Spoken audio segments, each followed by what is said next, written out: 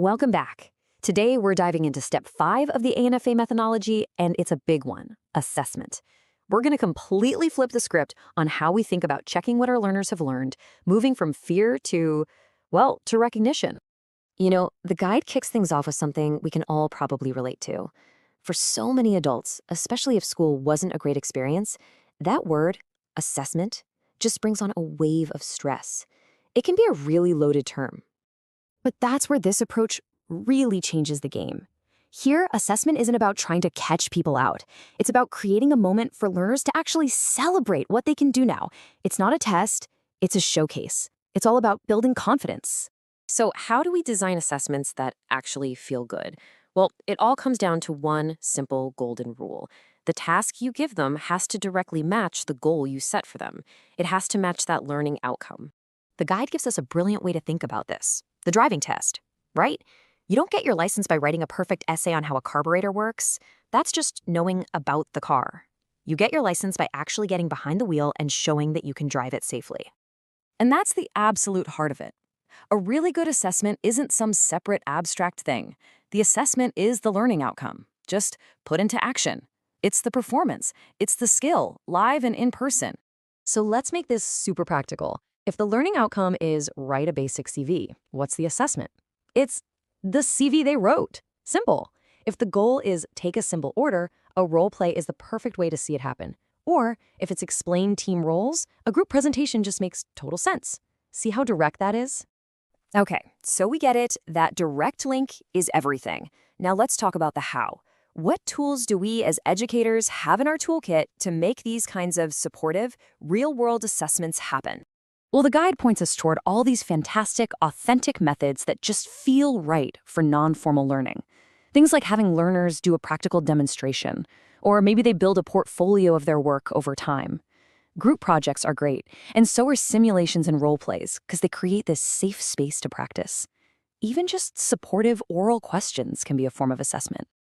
And this all leads to a really key piece of advice, especially when you're working with adults who maybe don't have a lot of formal qualifications. You've got to prioritize the functional over the theoretical. It's not about whether they can memorize a definition. It's about whether they can actually use the skill. Okay, I know what you might be thinking. This sounds like a ton of work, a different assessment for every single outcome, but the whole idea here is to work smarter, not harder. It's about making the whole process more efficient and, really, a lot more fair. And that brings us to a major trap we need to avoid, which the guide calls over-assessment. This is what happens when you create a separate little test for every single learning outcome. It's exhausting for you, and it's just an unnecessary burden for your learners. And to help us avoid that, the guide has this really clever tool called the assessment mapper. Just look at this example. We've got 3 totally different learning outcomes.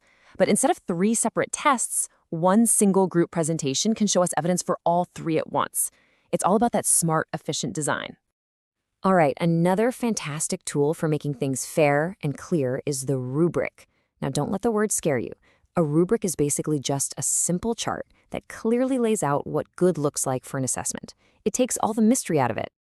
And they're just so helpful for a few really big reasons. First, they make the expectations crystal clear for everyone from day one. Second, they let you value progress. It's not just about pass or fail. And third, they help make sure that the assessment is fair and consistent no matter who is looking at the work. Okay, enough with the theory. Let's see how this all plays out in the real world. We're going to look at a great example from one of the project pilots that took place in Spain. So the team in Spain was running a literacy course for learners with pretty limited formal education. They knew right away that a single, big, scary test just wasn't going to cut it. So instead, they put together a package of 3 different methods to get a much richer, more complete picture of the learning that happened. First up, yes, they did use a short written test. But, and this is the key part, its purpose was super specific. It was only there to check that some of the basic knowledge had been transferred. It was just one little piece of a much bigger puzzle. Next, they brought in supportive oral interviews. And we're not talking about a scary interrogation here. This was a friendly conversation. It was a chance to chat, ask some questions, and really confirm that the learners got it, that they had actually gained the competence. And the final piece of the puzzle? My personal favorite was a personal project. This is where it all came home, really. This task was all about seeing how the learners would take what they learned in the course and actually apply it to their own lives. That's the ultimate goal, right? So what was the biggest takeaway from the team in Spain? It was this: you have to know your learners. When you really understand the people you're working with, you can ask the right questions and design the right opportunities for them to shine and show you what they can do. Okay, so we've done it. We've designed a great supportive assessment. Our learners have stepped up and shown us their amazing new skills. We've recognized their achievement. So what now? Where do we go from here? Right. It's so important to remember that assessment isn't the end of the road. Think of it more like the celebration party. It's that moment of validation that proves the hard work paid off, and it's what gets us ready for the final step of the whole process. And that really brings us to the big question, doesn't it? We've seen the learning happen. We've recognized it. But how do we make it official? How do we make sure that achievement counts for something out there in the real world? Well, that is precisely what we are going to dig into next time in our final explainer, when we cover Step 6, certifying the learning. We really hope you'll join us for that. We'll see you then.